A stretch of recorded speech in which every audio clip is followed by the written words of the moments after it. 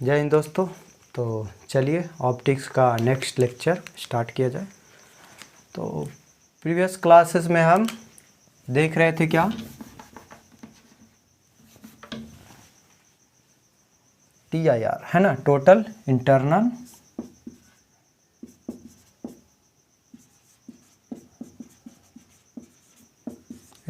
Reflection.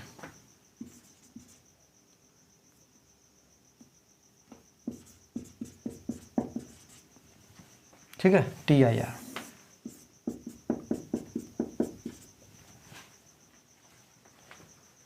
और ये हमने देखा था क्या किसको कहते हैं, हमें यहाँ पे सिर्फ कंडीशन देखना था, है ना। TIR हम क्यों कहते हैं पिछले क्लास में देख चुके हैं, आप वो लेक्चर देखिए। तो इसका कंडीशन क्या है, कंडीशन फॉर TIR है ना, टोटल इंटरनल रिफ्लेक्शन का कंडीशन जो है, पहला जो कंडीशन है आपका वो कहता है कि लाइट जो है हायर रिफ्रैक्टिव इंडेक्स से लोअर रिफ्रैक्टिव इंडेक्स में जाना है ना। लाइट हमारा किस में इन करेगा,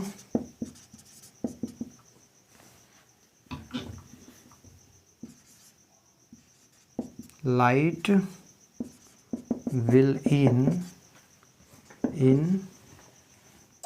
will in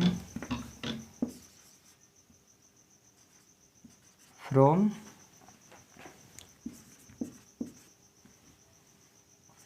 denser to rarer medium। पहला यही कंडीशन है, डेंसर से रेयरर मीडियम में लाइट को इन करना है। पहला कंडीशन फुलफिल होगा तभी हम दूसरा कंडीशन पे जाएंगे। अगर पहला ही कंडीशन फुलफिल नहीं हुआ तो दूसरा कंडीशन पे जाने का आवश्यकता ही नहीं है। ठीक है, तो पहला कंडीशन हमारा क्या कह रहा है कि लाइट जो है हमारा लाइट रे डेंसर मीडियम से रेयरर मीडियम में जाएगा तभी TIR होने का अभी संभावना है। ऐसा नहीं कि TIR हो ही जाएगा। ठीक है, तो ये मान लो कि ये N1 है और ये N2 है और N1 जो है ग्रेटर देन N2, यानी डेंसर से रेयरर में इन कर रहा है। ठीक है, तो सपोज करिए कि लाइट हमारा ऐसे इन किया, यहाँ नॉर्मल बनाएगा, है ना, नॉर्मल ऐसे रे हमारा ऐसे ही निकल जाता। अगर कोई ऑब्जेक्शन नहीं होता, यानी मीडियम चेंज नहीं करता, तो लाइट ऐसे ही जाना चाहिए। चूँकि ये डेंसर से रेयरर में जा रहा है तो अवे फ्रॉम नॉर्मल बेंट करेगा, है ना। तो सपोज करो कि ऐसे बेंट करिए, क्लियर है। तो अभी तो ये सेम ही मीडियम में है ना, दूसरे मीडियम में, सॉरी ये अभी दूसरे मीडियम में ही चला गया है, सेम मीडियम में तो आया नहीं है। सेम मीडियम में आएगा तभी TIR होगा, है ना। तो ये जो एंगल है ये हम इसको क्या बोलते हैं, एंगल ऑफ इंसिडेंट। तो एंगल ऑफ इंसिडेंट को जितना बढ़ाइएगा ये दूसरे मीडियम के जो या बाउंड्री की ओर रिफ्रैक्टेड रे है जो टच करने की ओर बढ़ेगा। सपोज करो कि डेंसर से रेयरर में ना जाके रेयरर से डेंसर में जाते तो ये तो नॉर्मल की ओर नॉर्मल से दूर जाता ही नहीं, यानी सरफेस की ओर ये जाता ही नहीं, ये तो और नॉर्मल की ओर नज़दीक आ जाता। तो कभी भी दूसरे सेम मीडियम में आने का कोई संभावना ही नहीं होता, है ना। सेम मीडियम में कभी भी आने का कोई संभावना इसका नहीं होता। अगर ये हमारा डेंसर होता, ये रिफ्लेक्टेड किसी भी तरीके से आप इसके पैरेलल भी कर देते तो थोड़ा ना थोड़ा नॉर्मल की ओर शिफ्ट ही होता, है ना। तो ये फर्स्ट तो कंडीशन आपको ये लेना ही होगा, तभी हो सकता है कि आपका क्या होवे, TIR होगा। और TIR होने के लिए आपको एंगल भी ज़रूरी है कि कितना एंगल पे आप रे को इंसिडेंट करवा रहे हैं, एंगल ऑफ इंसिडेंट। दूसरा जो कंडीशन वही है कि जो थीटा I जो है इक्वल टू क्रिटिकल एंगल होना चाहिए, समझ गए। और क्रिटिकल एंगल क्या होता है? क्रिटिकल एंगल वो होता है, क्रिटिकल एंगल ऑफ इंसिडेंट का वो पॉइंट होता है, या जब एंगल ऑफ इंसिडेंट इतना ज़्यादा हम ले लें कि जो रे है, रिफ्रैक्टेड रे है, इतना मुड़ जाए कि सेम मीडियम में रिटर्न हो जाए। समझ गया ना? पहला रे हमने लिया, यहाँ गया, दूसरा हम ले रहे हैं ये रे, ठीक है, ये दूसरा हमारा रे है, ऐसे जाना चाहिए था, ये और मुड़ेगा, अपने पाथ से डिविएट होगा, तो अब ये जाएगा। तो सपोज करो कि पहला वाला ऐसे जाना चाहिए था, लेकिन ऐसे इतना मुड़ा, इतना ही दूसरा वाला भी ऐसे कुछ मुड़ना चाहिए था, है ना? अभी भी नहीं मुड़ा। थीटा, ये डैश आई माने इसको थीटा, सॉरी इसको थीटा डैश आई माने। अब एक और रे ऐसा लेते हैं, समथिंग ऐसा लिए, ठीक ना? ये अब एंगल ये हो गया पूरा theta double dash I.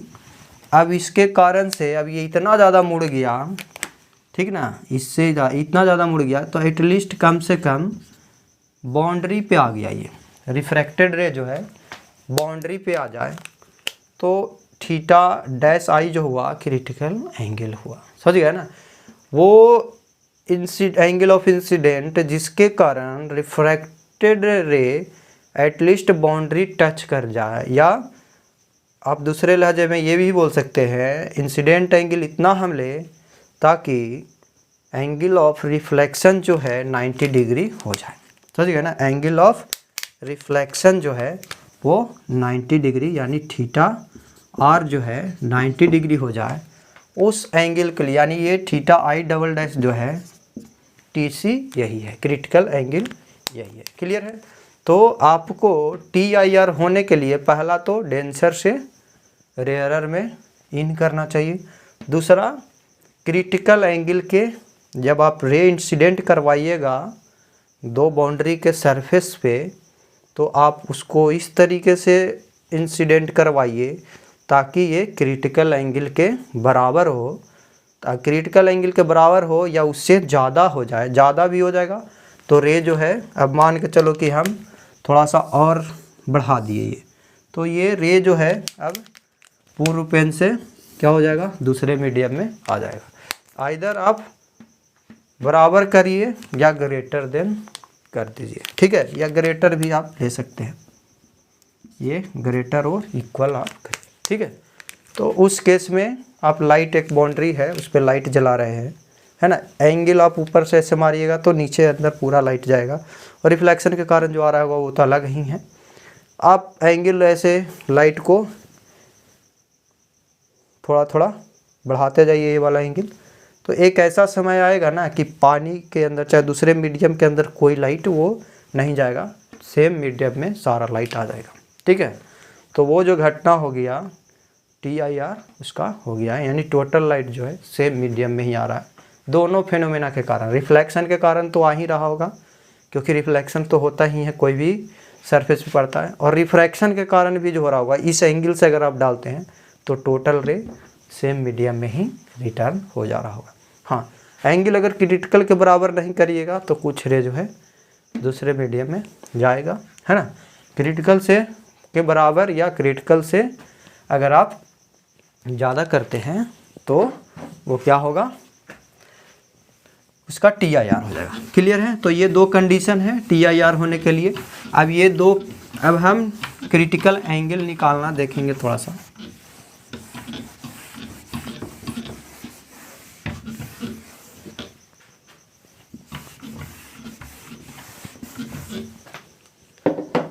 TIR अभी चल रहा है हमारा,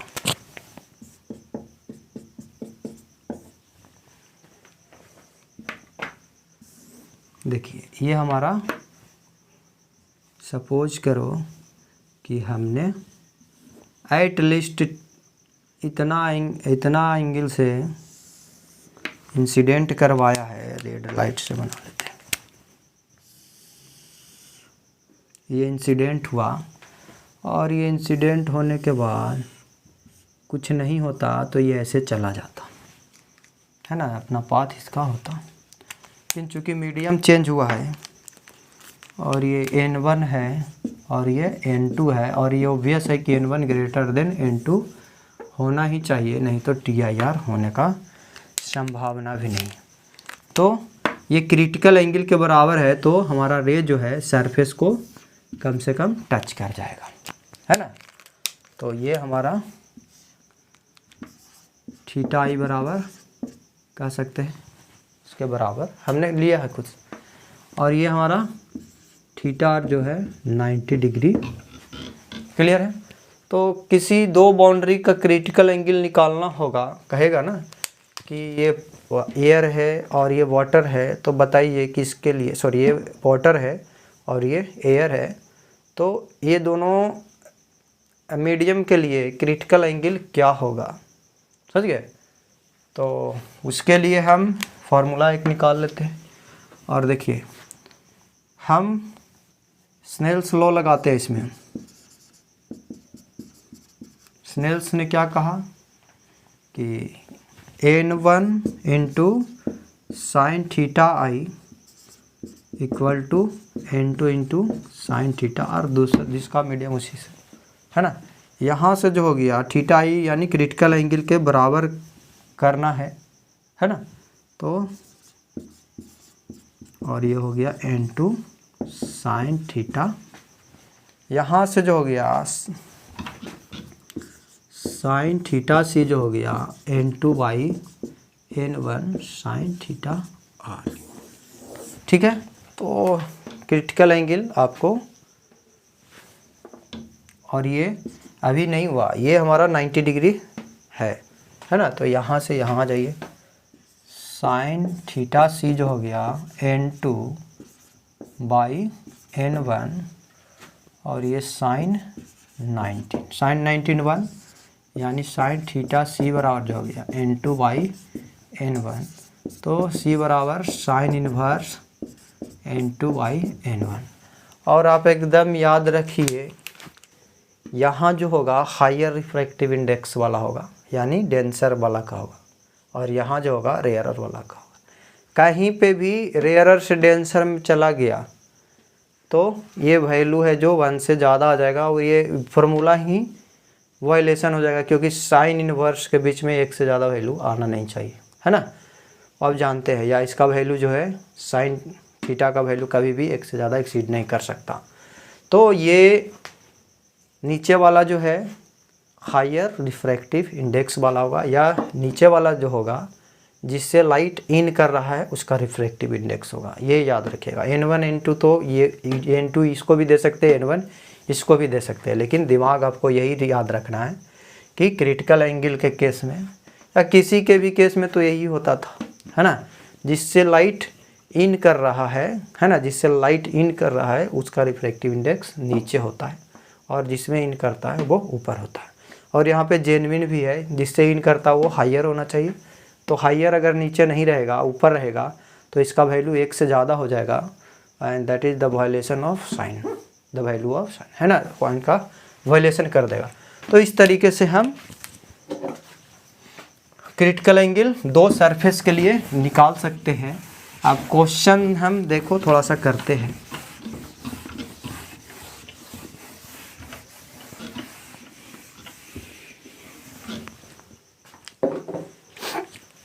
NITs का क्वेश्चन इससे आया होगा 1-2 गो, और वही आप करिएगा, बनेगा। देखिए ये मीडियम है और इसका रिफ्रैक्टिव इंडेक्स ऐसा कुछ दिया हुआ है, 2 दिया हुआ है, और ये एयर है, इसका रिफ्रैक्टिव इंडेक्स 1 दिया हुआ है। ठीक है। तो हर एक 2 सरफेस के लिए क्रिटिकल एंगल निकालना हो सकता है ना। तो अब कहेगा कि इसको, इस मीडियम का क्रिटिकल एंगल बताइए, तो लाइट है जो 2 से 1 में ही जाएगा, 1 से 2 में जाएगा तो कोई क्रिटिकल एंगल नहीं निकलने वाला, क्योंकि सॉरी ये रिफ्रैक्टिव इंडेक्स दिया हुआ है ना 1, और यानी इस मीडियम से इस मीडियम में जाएगा तभी क्रिटिकल एंगल निकलेगा, है ना। ये थीटा होगा।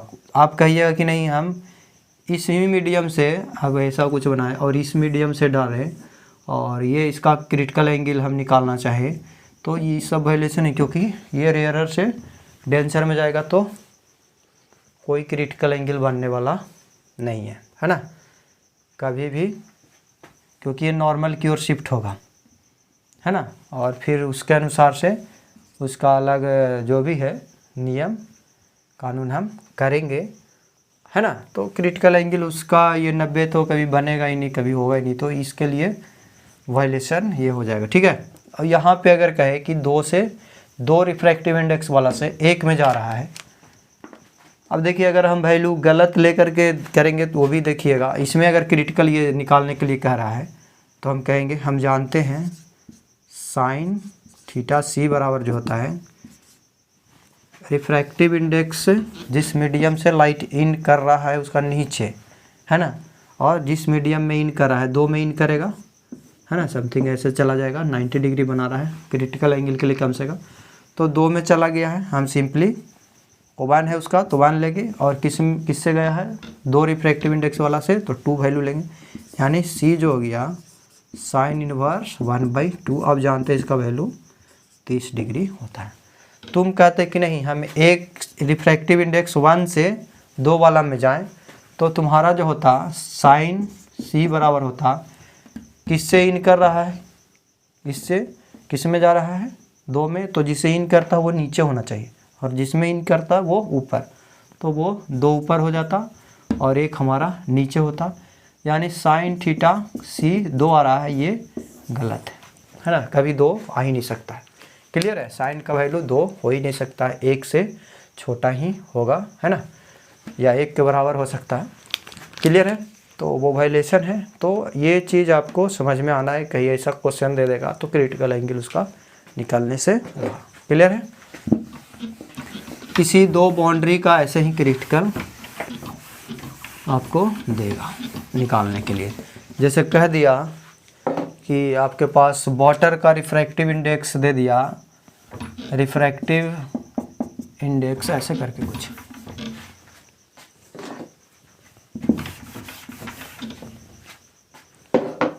ऐसे refractive index for water is 4/3 और refractive index of glass is 1.5, ठीक है, ऐसा कुछ दे दिया। यानी इसको अगर दशमलव में लिखे तो 3/4 हो जाएगा, है ना, यही होगा ना, सॉरी बटा 10 गलत, 3/2, है ना। कौन बड़ा है, ऑब्वियस है कि यही बड़ा होगा, क्या है ना, ठीक है। तो आपको कहेगा कि क्रिटिकल एंगल निकालिए इस 2 सरफेस के लिए, find the critical angle for this 2 surface. तो यानी कि एक सरफेस ये वाटर है और दूसरा जो है हमारा क्या है, ग्लास है, ठीक है। तो जिसका हायर रिफ्रैक्टिव इंडेक्स है उससे लाइट इन करवाएंगे तभी हमको क्रिटिकल मिल सकता है ना, और लोअर से करवा देंगे तो मिलेगा ही नहीं क्रिटिकल, वो गलत आएगा। तो ये हम गिलास से किस में जाएंगे, वाटर में। तभी कोई कह दे कि वाटर से गिलास में जाने के लिए वाटर का क्रिटिकल एंगल बताइए वाटर से, तो वाटर से नहीं, ऐसे देगा 2 बाउंड्री देगा और सीधे क्रिटिकल एंगल पूछेगा। तो जिसका बाउंड्री का 2 मीडियम देगा और उसका, क्योंकि क्रिटिकल एंगल डिफाइन होता है 2 मीडियम के लिए ही, है ना, 2 मीडियम रहेगा तभी ना उसका क्रिटिकल एंगल करेंगे, रिफ्रैक्शन होगा तभी ना होगा। अगर ऐसा कुछ नहीं दे रखा है तो हम कहेंगे हाँ ऐसा दिया हुआ है 2 सरफेस दिया या 2 मीडियम दिया है और उसमें से कहेगा, तो हम ऑटोमेटिकली वही करेंगे कि हायर से ही हम लोअर में जाएंगे। और यहाँ पे हम देख रहे हैं कि गिलास का ज़्यादा, यानी गिलास से वाटर में जाएंगे तभी हमको क्रिटिकल एंगल निकल सकता है। तो आराम से हम निकाल सकते हैं साइन थीटा सी, और किससे जा रहे हैं, ग्लास से जा रहे हैं, तो इसका रिफ्रैक्टिव इंडेक्स कितना है 3.2, वो नीचे रहेगा, और उसका कितना है वाटर का, वाटर में जा रहे हैं तो वाटर वाला ऊपर रहेगा और ग्लास वाला नीचे रहेगा।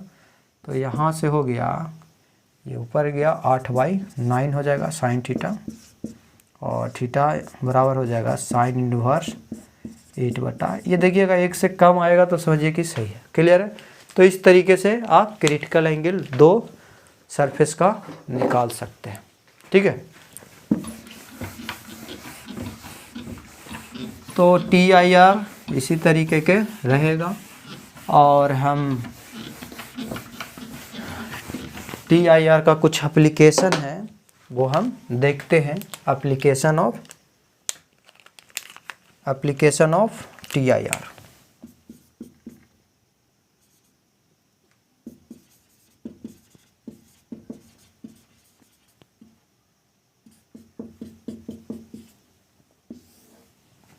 ठीक है, तो इसका बहुत सारा 6-7 एप्लीकेशन है, एक एक करके देखेंगे।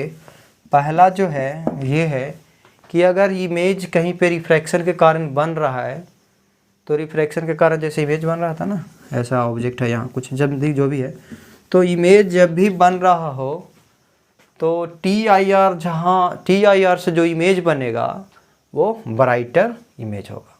समझ गया ना, image form by TIR will be more brighter then any type of image form. ठीक है, किसी भी अलग तरीके से जो इमेज बन रहा हो और कहीं TIR का हेल्प से बन रहा हो तो उसका जो इमेज होगा वो ब्राइटर होगा। क्योंकि देखिए, एक तो रिफ्लेक्शन या रिफ्रैक्शन के कारण जो भी है लाइट आ रहा होगा रिफ्लेक्शन के कारण, और दूसरा रिफ्रैक्शन के कारण भी लाइट आ रहा होगा। तो किसी ऑब्जेक्ट से दोनों तरीके का लाइट आए, ज़्यादा जिस ऑब्जेक्ट से ज़्यादा लाइट आएगा है ना वो ब्राइटर हमको दिखेगा, कम लाइट आएगा तो हमको वो ब्राइटर नहीं दिखेगा, है ना, चमकीला नहीं दिखेगा। तो अगर किसी ऑब्जेक्ट से रिफ्लेक्शन के कारण भी लाइट आ रहा है और किसी ऑब्जेक्ट से रिफ्रैक्शन के कारण, एक से सिर्फ रिफ्लेक्शन के कारण आ रहा है तो कुछ मात्रा में आ रहा होगा, कुछ रिफ्रैक्ट भी हो रहा होगा, और एक है कि रिफ्लेक्शन के कारण भी आ रहा है, रिफ्रैक्शन के भी कारण आ रहा है, तो ऑब्वियस है कि उसमें ज़्यादा लाइट ऑफ रे आ रहे होंगे, तो जिसमें ज़्यादा लाइट ऑफ रे वो ज़्यादा चमकीला। तो पहला यही है कि TIR से बना हुआ इमेज हमारा ब्राइटर होगा। क्लियर है।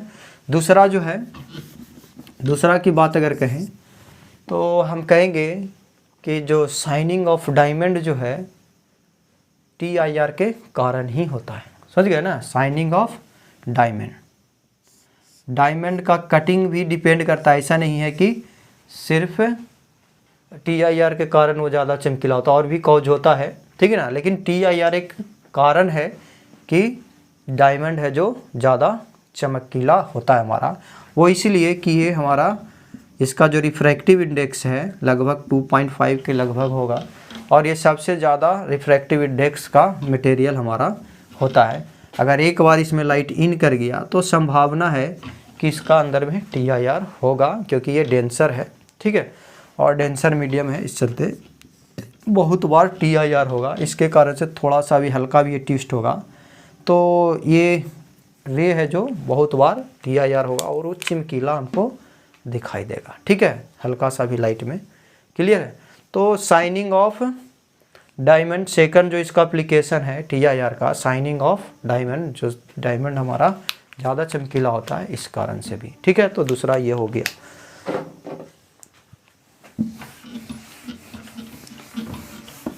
और भी है, तीसरा है हमारा मिराग हो गया। मिराग के बारे में आप पढ़िएगा। लूमिंग है ना, लूमिंग के बारे में पढ़िएगा। एक ऑप्टिकल फाइबर है ना, ऑप्टिकल फाइबर हमारा बनाया जाता है TIR के ही मेकनिज़्म का इस्तेमाल कर करके। और कुछ प्रिज्म है, प्रिज्म भी बनाया, इसलिए वो बनाया जाता है कि वो रे, लाइट रे को वो क्या करता है, 180 डिग्री से मोड़ सकता है या 90 डिग्री से मोड़ सकता है, तो उससे इमेज बनाने के लिए, रिवर्स इमेज बनाने के लिए यूज होता है। ठीक है, तो कुछ है TIR का और भी एप्लीकेशन, उसको नेक्स्ट क्लास में देखेंगे। अभी दो हमने देखा है।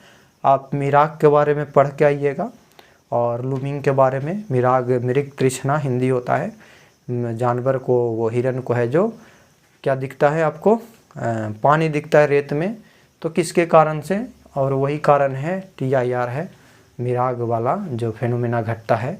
ठीक है, आपको भी कभी कभी रोड पे लगता होगा कि पानी दिख रहा है, वो गर्मी के मौसम में।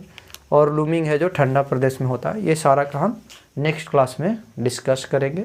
ठीक है, नहीं तो ये वीडियो ज़्यादा लंबा होगा। ठीक है, धन्यवाद। नेक्स्ट क्लास में मिलते हैं, और वीडियो को ज़्यादा से ज़्यादा बच्चों में शेयर करिए ताकि सभी को इसका लाभ मिल सके। ठीक है, धन्यवाद।